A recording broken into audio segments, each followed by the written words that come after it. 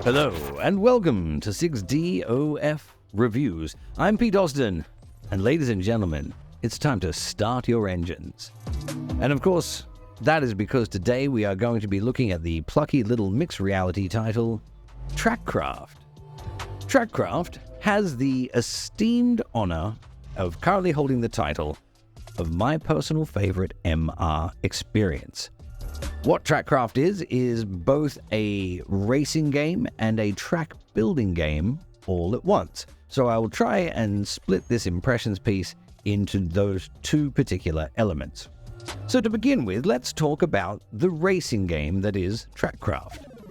Upon entering Trackcraft, you will be able to unlock 3 different sets of courses, each containing multiple tracks for you to race against. This isn't multiplayer. This isn't a situation where you're racing against a grid of other players, be they AI or other people. This is you versus the clock that other people were against, vying for leaderboard fame and glory. These tracks can be quite short and deceptively simple until you realize that a lot of what's being done here is gravity-defying and just reality-defying. Each set of tracks have their own special pieces that could either launch you in the air or be a teleporter that will bring you out into an unexpected part of the track. They are, generally speaking, really well crafted, great fun. There are, of course, also custom-made tracks from the community. There are community tracks that you can play as well, and these are also not quite as good as the ones, broadly speaking, that the developers have made, but they are increasingly very, very good. As a racing game, though, I've got to admit that's not the part of Trackcraft that really grabbed me and brought me in. Now, before I go further with this thought, I do want to let you know that I've played 6 or 7 hours worth of Trackcraft. Accidentally. I never meant to. Every single time I booted up Trackcraft, I only meant to play for 20 minutes or so. I just wanted to have a quick noodle around and then go and do something. And lo and behold, an hour and a half had gone by. And that's how you know a game is good, people, because I didn't want to be playing it. I was only there to fidget around, and suddenly hours had gone past and I was like, "Oh, Mom, I don't want to go to bed." I'm a grown man. I didn't have to do that, but you get my point. So, in saying that I've devoted quite a bit of time and energy, I think when I go back and double back and say, look, the racing part of Trackcraft isn't what I was doing, this is not to say that it's not great. It just really, it wasn't my thing. So the tracks tend to be, broadly speaking, single lane affairs.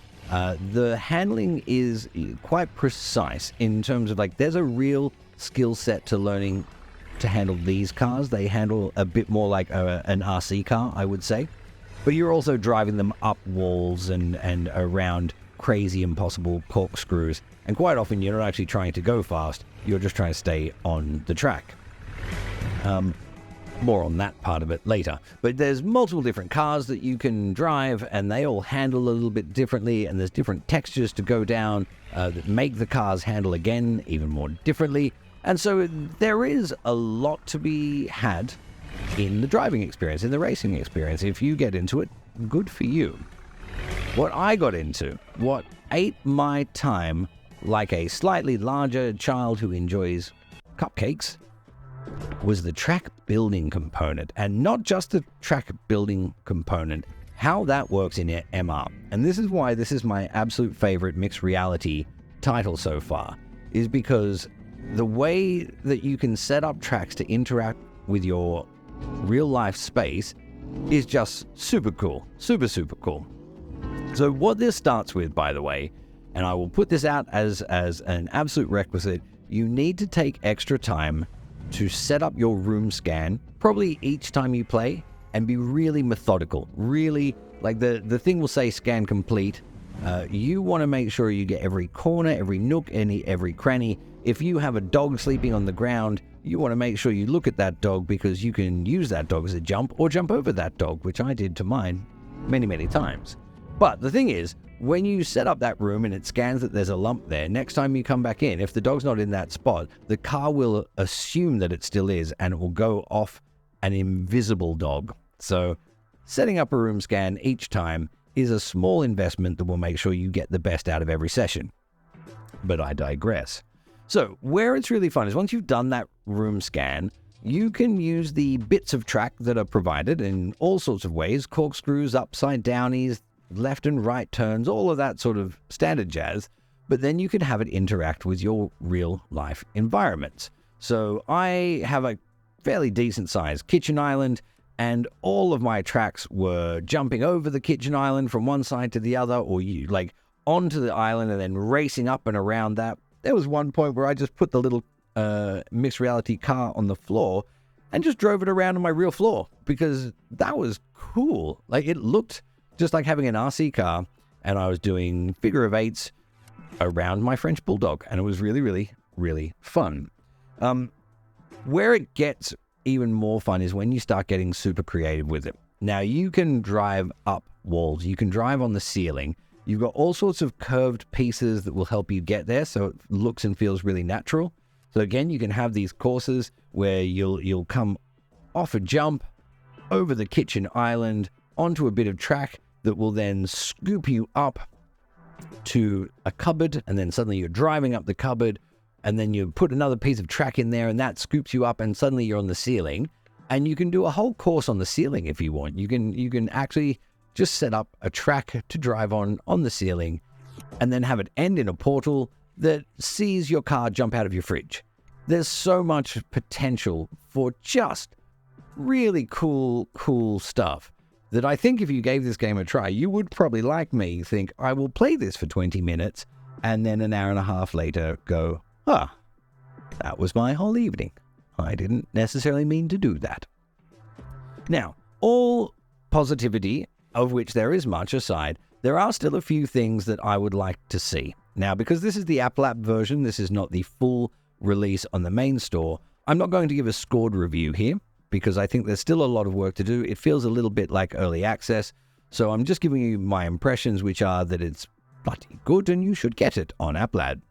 But what I'd love to see, developers who, I'm hoping you're listening, as you start to build out your track sets, because I know that's part of what's coming, I know that that's part of the roadmap. One of the things I'd really love to be able to do is scale individual pieces. So you can scale the whole track. You start with your starting spot, and you can scale that, and then that then denotes the size of everything. But what I'm getting at here is I'd like to be able to have 2 lanes going up and around a crazy corner, because I find the thing that makes the driving experience a little bit less fun is you can't just go hell for leather and whip around these things, because you just can't make it wide enough. The ratio of car to track on a flat surface, you can definitely expand it, but when you start doing crazy shapes, you just can't do it. You can't sort of make it a nice big wide curving arch going up and around. And I think that's something that is, I'd like to see. I also found that after time, despite the fact that there's 25 odd, 24 odd pieces that you can use, it's probably more than that. Sorry, I'm going from memory. It's very unprofessional. I found myself using this sort of the same 6 or 7 over and over again. So a little bit more diversity in the types of pieces that are coming out would be greatly valued. But the other thing I wanted to say, sorry, I will double back, is one of the cool things is you can paint the track different colors, but it's not just about how it represents visually. That puts down different textures that will then affect how your car will go. So you can, how your car handles on that particular piece of road. So for example, you can put down a few dots of blue, and if your car comes flying around a corner into that blue is water, and woo, off you go. If you put down a bunch of green, now that green is going through turf, through grass, and again, whipping it around a corner, you're not going to handle the same way that you would on asphalt, and off you go, flying off into the sunset. Bye-bye, car. Bye-bye. It's really cool. So I think to summate, I think we're at the point now where I should probably summate. This is not a review. This is an impressions of an App Lab game under development.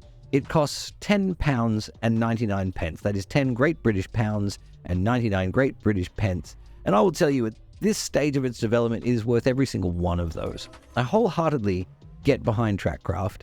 I had so much fun building all these different little tracks. I let my kids play it. My kids are really enjoying it as well. My dog doesn't know that every time he falls asleep on the rug, I quickly run and set up a jump to go over the top of him.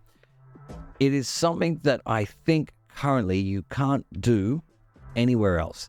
And I doff my cap to the team behind Trackcraft for making such an enjoyable little experience. But I do hope you continue to expand with features such as the ones that I mentioned, new track pieces, new specials, new bits and bobs that will just make the possibility for creativity practically endless. So that's it. Why are you still here?